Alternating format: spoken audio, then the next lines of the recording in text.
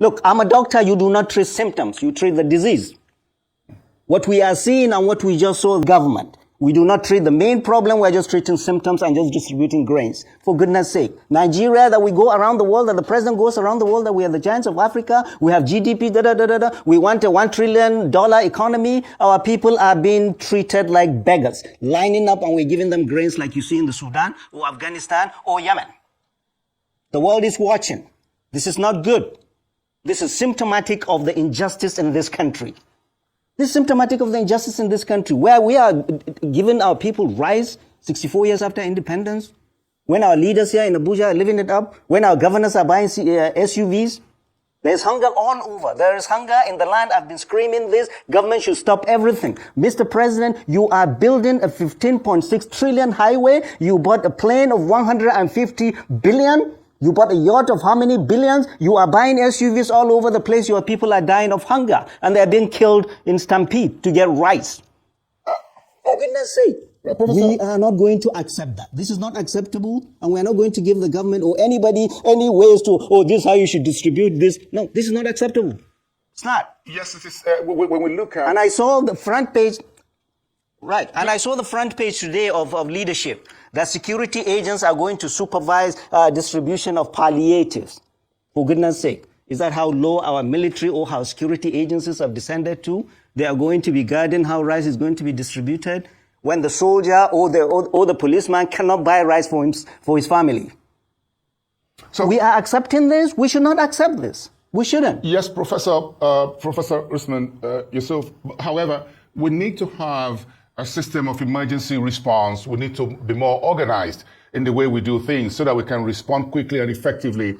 I'm sure you can see sometimes when we have buildings collapse, for example, even difficult for firefighters and other government agencies to reach those who need it because of the way the streets, our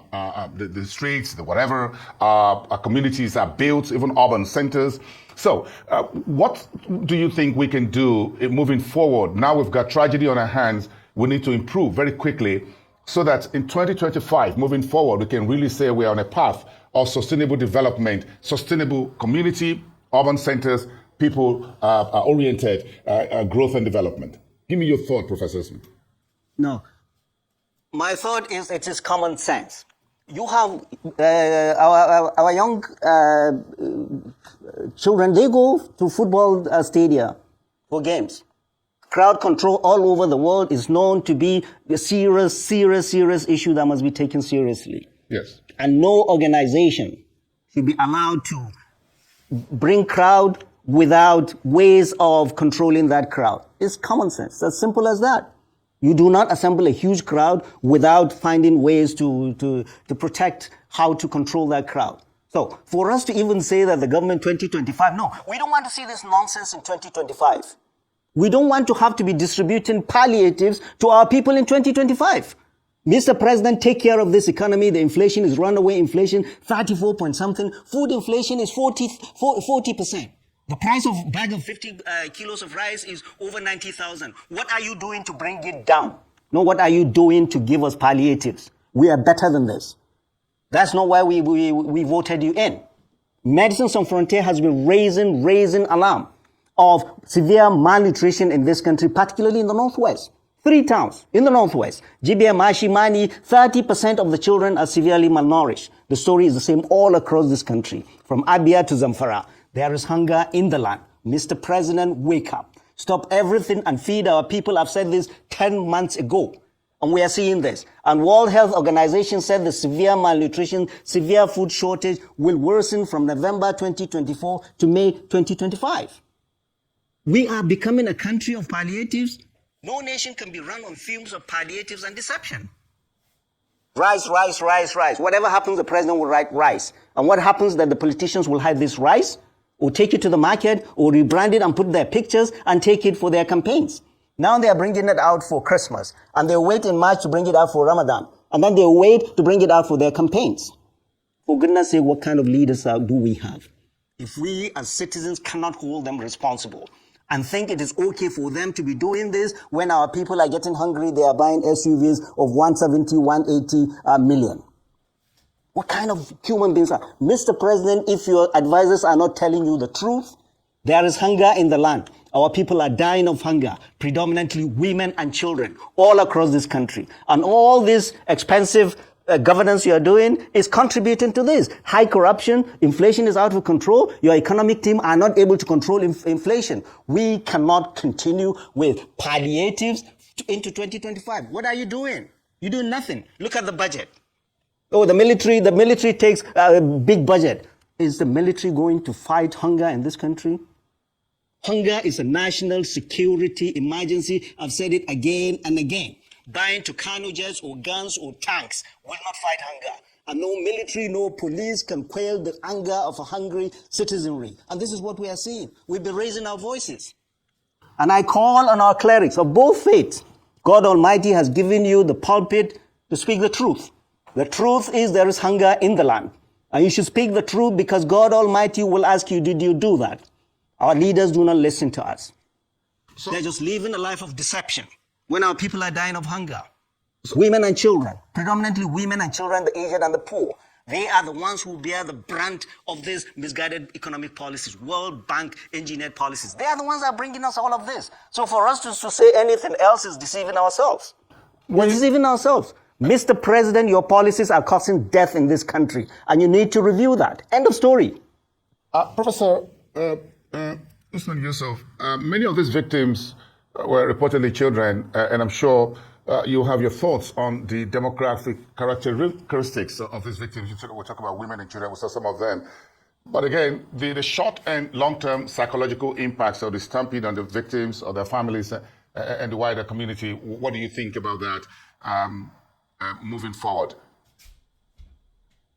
Right. Our people are already traumatized all across this country. People are walking like zombies. People are hungry. People do not have anything to eat. Out-of-school children increasing exponentially. Many children that went to tertiary institutions are not going back. If you don't correct the primary problem, we're just going round and round and round and round. It's the failed economic policies of this country, of this president, of this government that is causing this. And it's going to worsen. We've been raising our voices for the president and his advisors to hear because they are not telling him the truth. They are saying all is well. All is not well. Hunger is a national security emergency that this government is taking for granted. All countries in the world, serious democracies know that. That is why the cost of food is very low. That's why there's no tax on food. But here we are. Hunger has been imposed on us by this government. You're overtaxing us. And there is no light at the end of the tunnel for people. And you're asking us to be patient, to be patient, to be patient. I'm a doctor. I write a prescription. Patient is having a problem. You revise that prescription. Mr. President, whatever prescription you got from the World Bank is killing our people. You need to go to them to tweak this policy. It's not working. It's killing our people. Hyperinflation has eaten into the wealth of our people. People cannot buy food. People are hungry. People are dying. World Health Organization and Medicine Sans Frontières have been raising the alarm, and we have been doing the same. I've been here before with graphics showing the world that there is hunger in the land, as we would see in the Sudan, in Darfur, or Yemen. In this our land of plenty, where you see trillions budgeted for this nonsense, that nonsense, this nonsense. We are saying this because the anger of hungry citizenry cannot be contained by any military. Mr. President, wake up. Tweak your policies. It's not working. People are dying. It's a time of Christmas, and I'm very, very saddened about the loss of this lives, predominantly women and children that we just saw. Yeah, Professor, when we look at food, they said health is wealth. So when we talk about a healthcare sector as well, we talk about health insurance scheme for pregnant women, for antenatal, to prevent maternal mortality and matter of that nature. These are also as very important as the food that pregnant women and children do eat so that they can be healthy, both mentally, psychologically, and grow into very useful adults that can contribute economically to the country. So do you think we can do a whole lot more, even in the healthcare industry, which is your main field of activity and practice?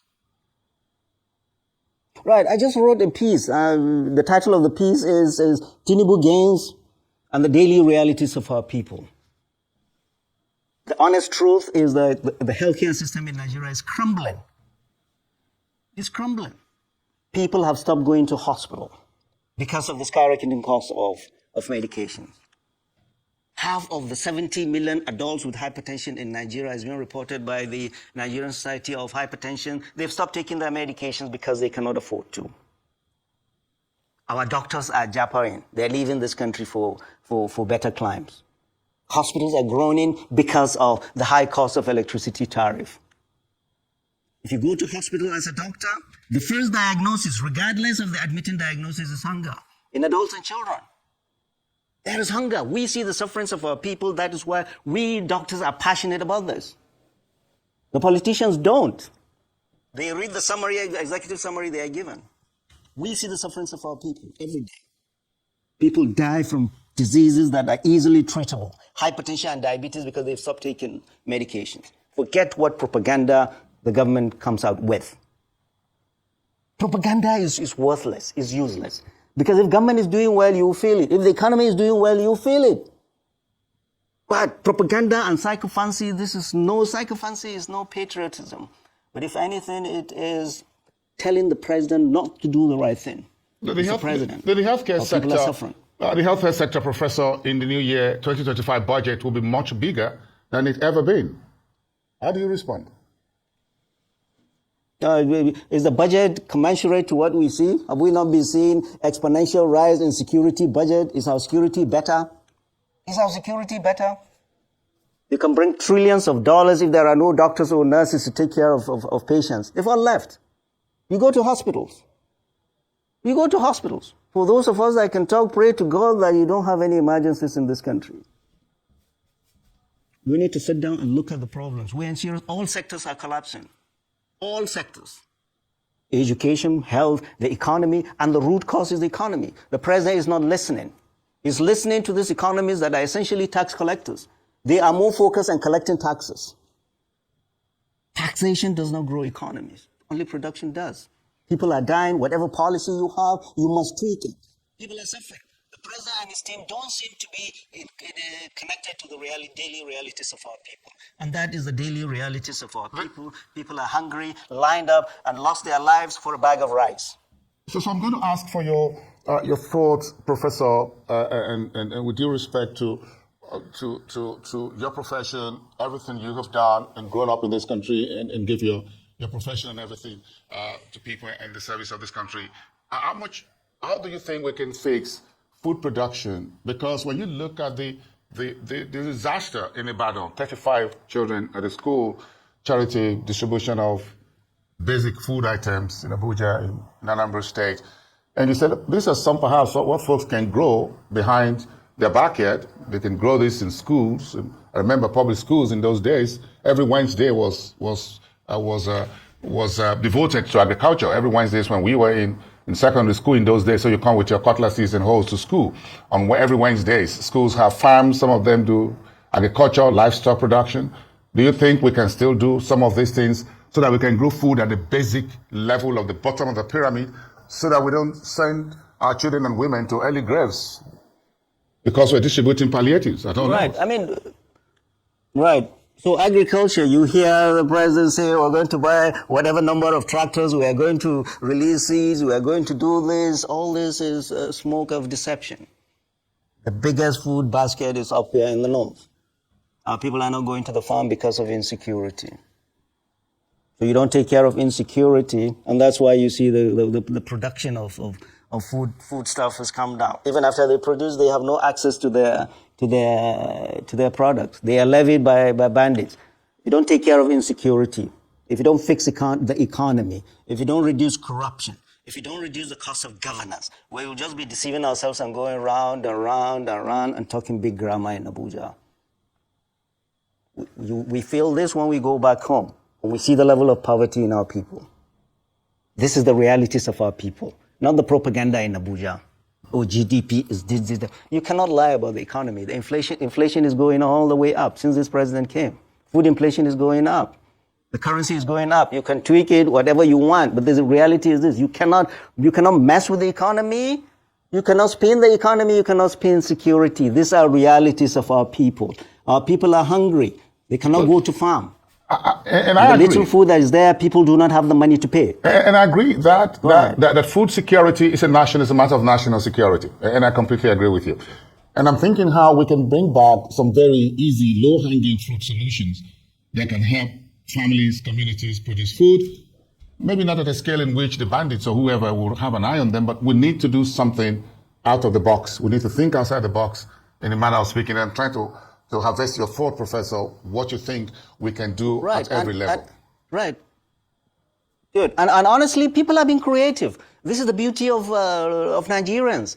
Nigerians are creative. People are finding ways to feed themselves. People are trying to do some gardening, but there is so much you can do to make any impact, even to feed your family, especially in places, big cities like Abuja, where it's all concrete. You don't have much space to do that. Back home in the villages, I mean, I wish I can go back home to my village and get out of this Abuja thing. The price of tomato is 100 naira here, it's 10 naira there, or 1 naira there. Life is in the villages. But for us in the north, the villages have been evacuated because of lack of security. Banditry, this is the 10th year.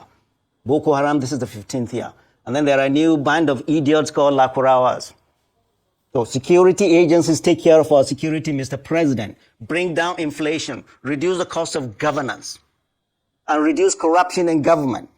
Otherwise, we'll just be going round and round and round and round.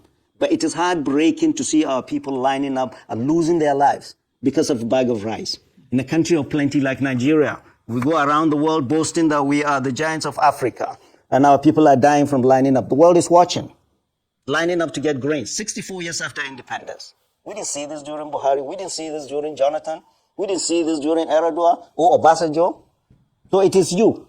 This is this thing on your neck, Mr. President. It is during your time that we are seeing this severe malnutrition in Nigeria. It is during your time that people lined up for rice and they died. 7 lives during stampedes. First, in Ibadan, Oyo State, Western Nigeria, where on Wednesday, 35 children were crushed to death at an event organized for distribution of palliatives by a charity organization. 3 days after, on Saturday, lightning struck twice, first in Abuja, the country's federal capital territory, where more than 10 persons died while trying to access relief materials at the Catholic Church. And shortly thereafter, in Okija, Anambra State, southern Nigeria, where no fewer than 15 persons are reported dead, with several others injured at another palliative sharing event. Arise correspondent Emeka Monye reports. This is not an exodus of people fleeing their community, but people who came to collect palliatives, including bags of rice, gallons of groundnut oil, and other condiments for the Christmas season.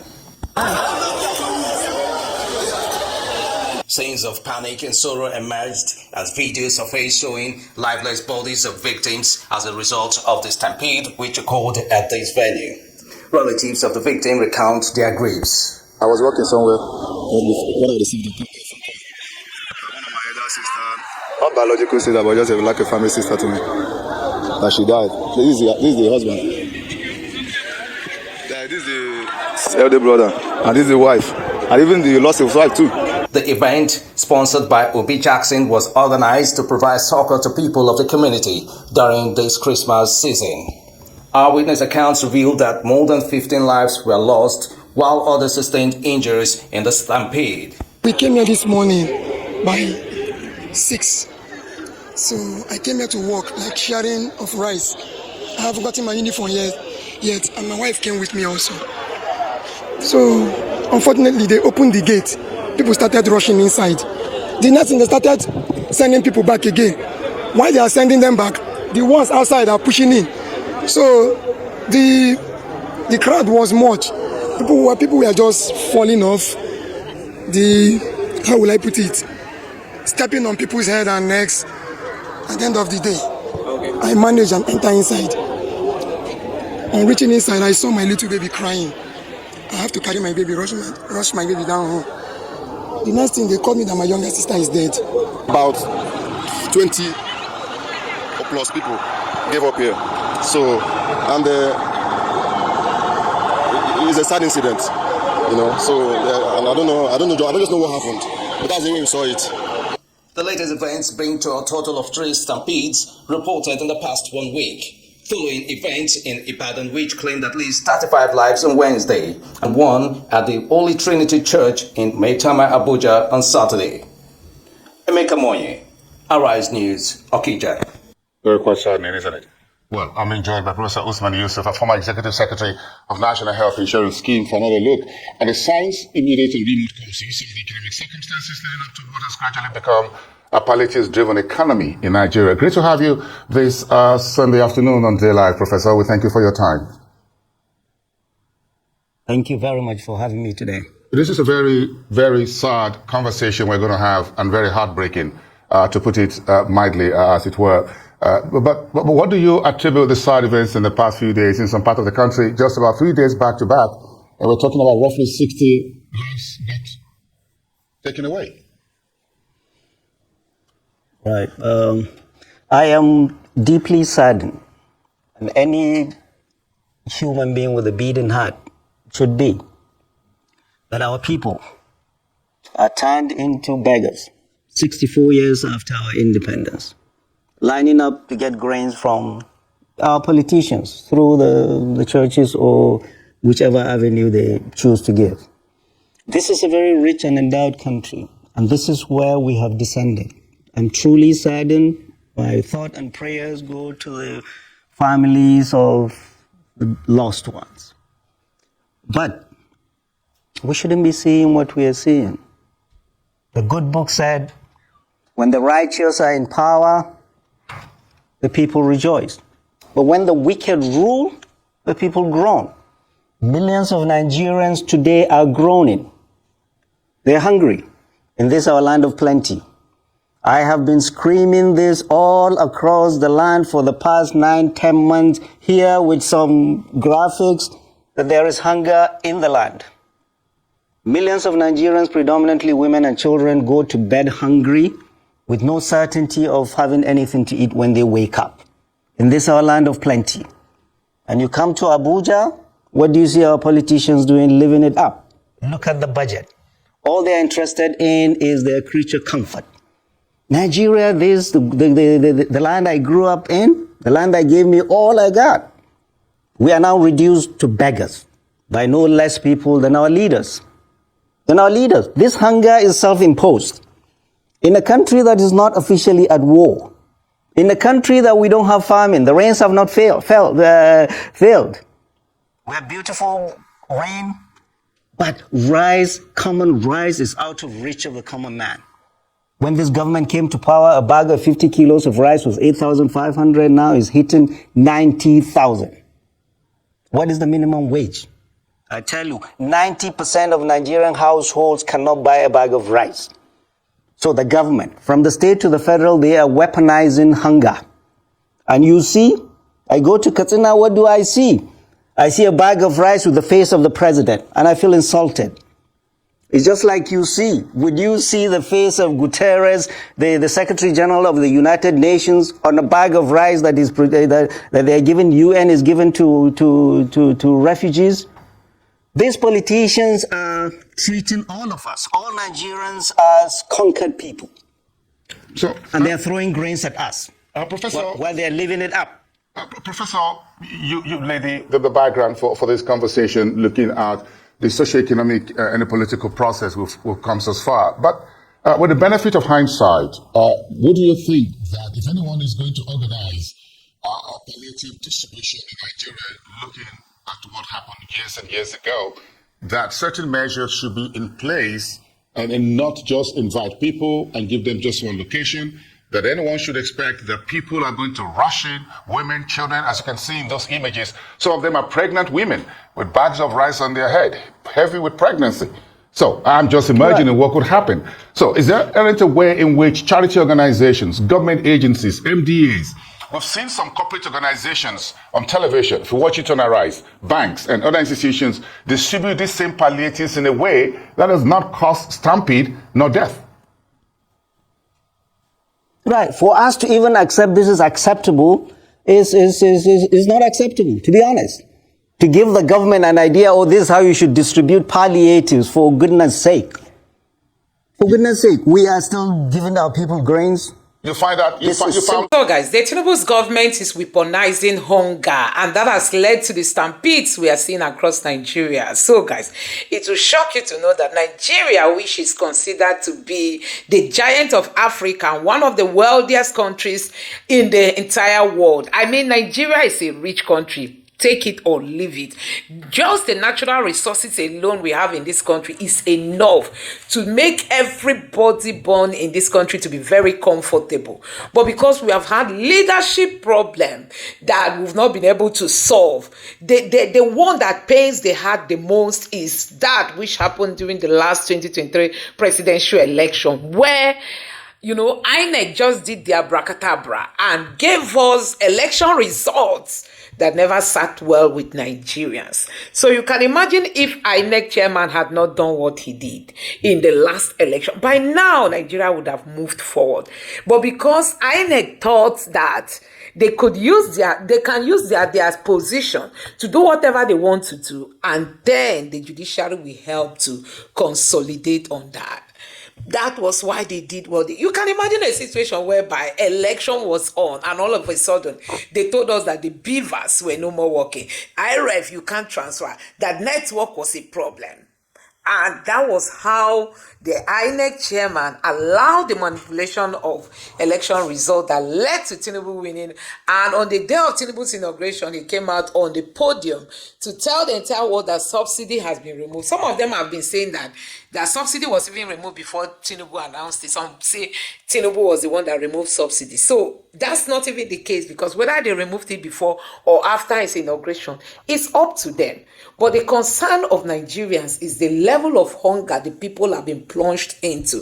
This is a government that does not pay subsidy anymore. So all the money they are saving from subsidy, what are they doing with it that it is not reflecting on the lives of Nigerians? What are they doing with all those money they are saving from palliative? These are questions people keep asking, and we are still looking for answers, because this government has taken the Nigerian people for granted enough. I mean, look at what is happening across the nation. Do you know the most painful aspect of all this is that women, pregnant women, children were all caught up in all this, because we have leaders who do not think, who since they came into power, they've just been concentrating on buying new vehicles, renovating offices, renovating residential homes, and then buying new furniture, buy, just wasting.